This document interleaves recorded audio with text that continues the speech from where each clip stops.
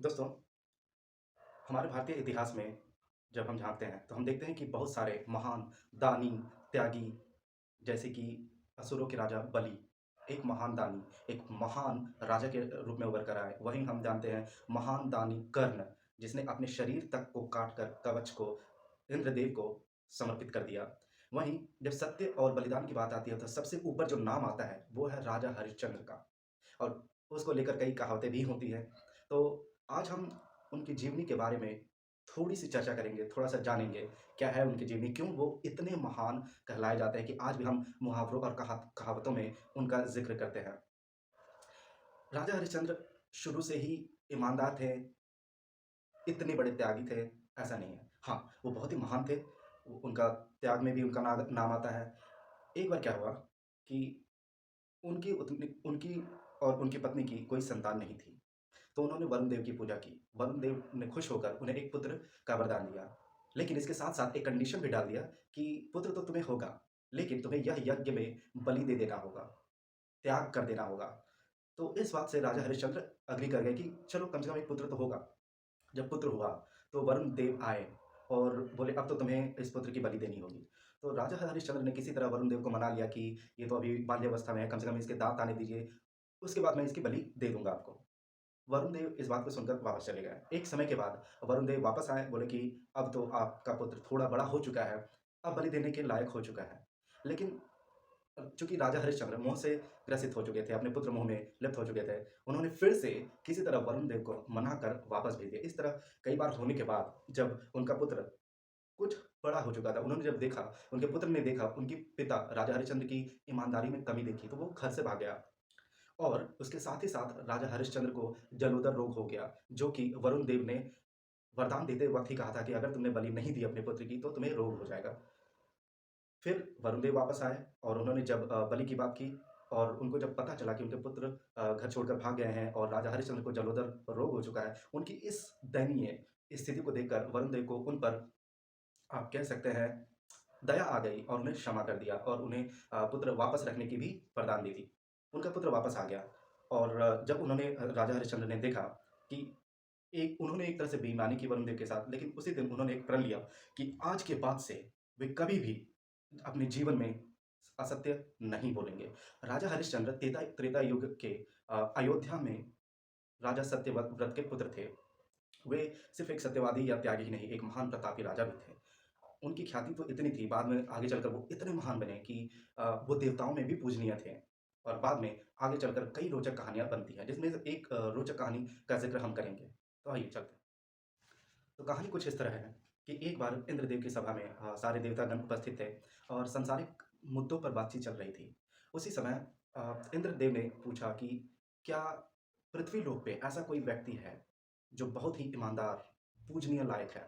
उसी वक़्त ऋषि वशिष्ठ ने अ, उत्तर दिया कि एक व्यक्ति है जो सबसे ज़्यादा ईमानदार है, जो सिर्फ़ पृथ्वी लोक ही नहीं, तीनों लोक में सबसे ज़्यादा ईमानदार है और उसका नाम है राजा हरिश्चंद्र।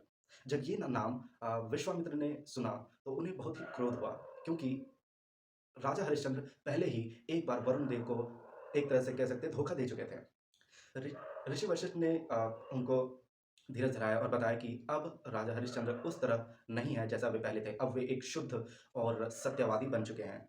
तब नारद मुनि ने विश्वामित्र को सुझाव दिया कि क्यों ना वही पृथ्वीलोक पर जाएँ और राजा हरिश्चंद्र की परीक्षा लें, उनकी सत्यवादी होने की पुष्टि करें। तो इस बार में विश्वामित्र ने कहा कि अगर राजा हरिश्चंद्र, जैसा कि बताया जा रहा है कि वे इतने सत्यवादी हैं, अगर वे सच में इतने सत्यवादी निकले, उनकी परीक्षा में खरे उतरे, तो वे देवताओं द्वारा अर्जित सारी आशीर्वाद, जितनी पुण्यता उन्होंने प्राप्त की है, उनमें से आधी सारी पुण्यताएँ और आशीर्वाद वो राजा हरिश्चंद्र को दे देंगे और संसार में एक सबसे महान प्रसिद्ध राजा सम्राट बना देंगे। वहीं ऋषि वशिष्ठ ने भी प्रण लिया कि अगर राजा हरिश्चंद्र सत्यवादी होने में फेल हो जाते हैं, अगर इस परीक्षा में फेल हो जाते हैं, तो वो जीवन भर अपनी जटा को खुला रखेंगे और अपने बदन को नंगा भी रखेंगे। तो इन सब मुद्दाओं का ज़िक्र होने के बाद विश्वामित्र पृथ्वीलोक पे चले गए और वे जाकर एक जंगल में रहने लगे। एक दिन विश्वामित्र पहुँच गए राजा हरिश्चंद्र के राजदरबार में परीक्षा लेने के लिए। उन्होंने कहा कि हम एक यज्ञ की शुरुआत करने जा रहे हैं, यज्ञ शुरू करेंगे। उसके लिए हमें बहुत सारे दान पुण्य की आवश्यकता है, बहुत सारी सुविधाओं की आवश्यकता है। तो क्या आप इसके लिए हमें समर्थन करेंगे? राजा हरिश्चंद्र ने तुरंत ही कहा, हाँ, इसके लिए आपको जिन चीज़ों की आवश्यकता होगी, जो भी आप माँगेंगे, बिना संकोच के हम वो आपको समर्पित कर देंगे।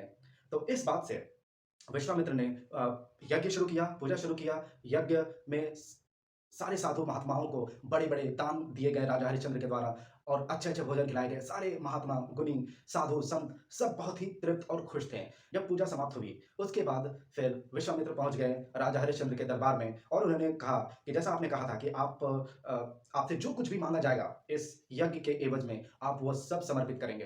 राजा हरिश्चंद्र ने कहा, "बिल्कुल।" उसके बाद राजा हरिश्चंद्र से उनका राजपाट ही माँग लिया गया। विश्वामित्र ने खुले शब्दों में कह दिया कि हम आपसे आपका राजसत्ता ही माँग लेते हैं। ये राजसत्ता, संपत्ति, सेना सब आप हमें दान कर देंगे। राजा हरिश्चंद्र ने बिना संकोच किए एक झटके में सारा राजपाट, अपने जेवर, अपनी पत्नी के जेवर, सारी सेना, उस गाँव का ही त्याग कर दिया। लेकिन विश्वामित्र का पेट उतने में नहीं भरा। उन्होंने कहा कि ये सब तो ठीक है, इसके अलावा आपको एक और दान देना पड़ेगा जिसके लिए आपने शुरुआत में कही थी और वो दान मैं आपसे माँगना चाहता हूँ। तो राजा हरिश्चंद्र ने कहा, "जी बिल्कुल आप कहिए, अगर वो मुझसे हो पाएगा तो मैं आपको ज़रूर दान दूँगा।" तो विश्वामित्र ने कहा कि हम आपसे डेढ़ भर सोना की उम्मीद करते हैं।